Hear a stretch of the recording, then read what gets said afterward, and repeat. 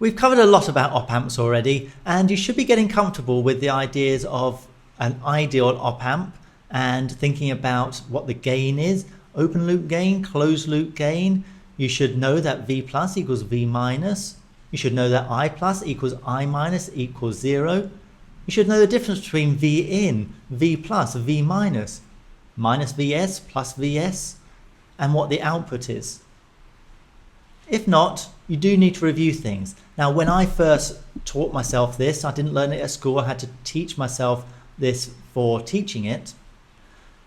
I looked at the textbook, didn't understand it. I looked at a website, can't remember which one, didn't really understand it. I looked at another textbook though, and when I did that, I understood what was going on. Now, some people then ask me, what was that third textbook? It must be brilliant, but that's missing the point. The fact was that I looked in 3 different sources, and by doing that, I understood the theory about the op amp. And when I went back to look at that first textbook again, it was all good. It all made sense. That's what you need to be doing, and it's something you're definitely going to need to do if you go off to university. So let's start practicing those skills with these difficult topics. So go back, review what you've done so far, and as we go forward, make sure that you are reading around and trying to understand this as well as possible. Okay, with all that said, let's now start with today's lesson video, which is going to be learning about the first real amplifier circuit, the inverting amplifier. All right, so the inverting amplifier looks like this.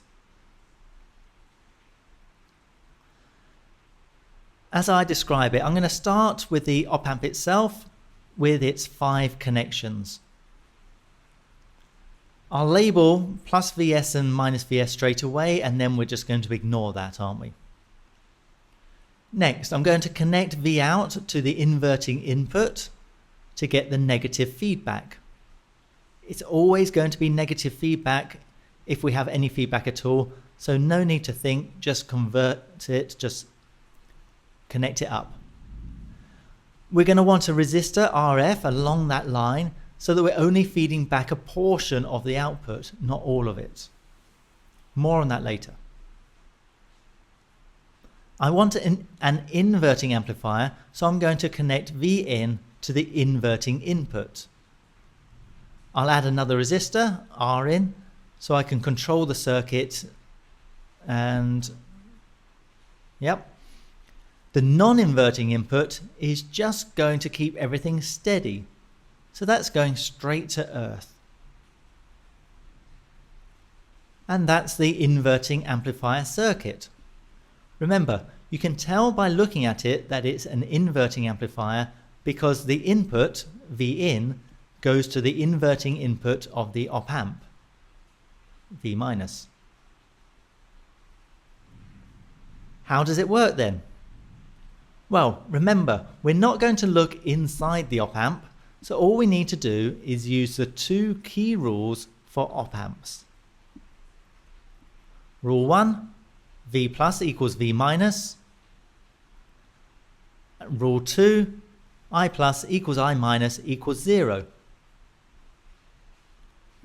Applying rule 1 and the fact that earth is at 0 volts always, we can see that V plus is 0 and therefore V minus is 0, always. In fact, because we're so sure about that, we automatically know what earth means in a circuit is 0, and because the op amp keeps V minus and V plus the same, we call this point, point P, a virtual earth. It's not actually earthed, but as long as everything is working properly as it's designed, it behaves just like earth, meaning it is fixed at 0 volts. Now, applying rule 2, the one that says no current flows into the op amp, I'm confident the current only flows along this line and this line. So being radical here, I'm going to remove the op amp entirely from the picture. It had no effect on the circuit. So this is an equivalent circuit. A bit odd taking it out, but suddenly it looks a lot easier to understand. Let me straighten out the two lines we have.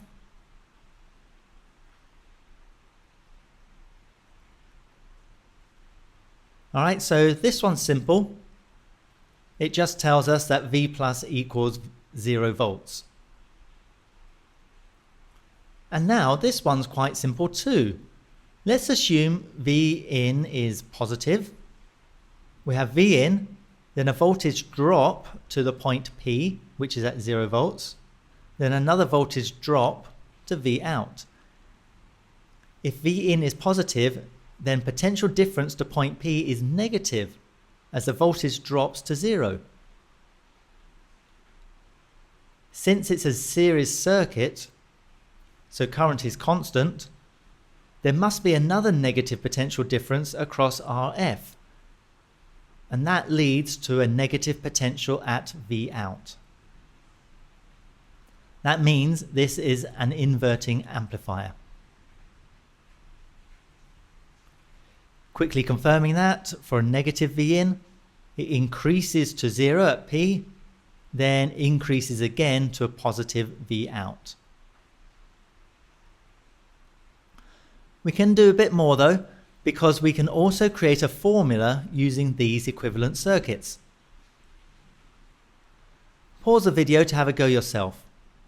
Can you develop a formula for V out in terms of V in, RF and Rn?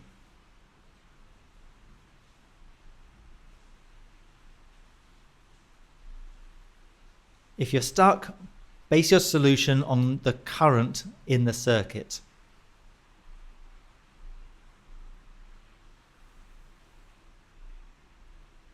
Okay, so the current at Rin is equal to the current at Rf. And current equals V over R. So, Vp minus Vin over Rin equals V out minus Vp over Rf.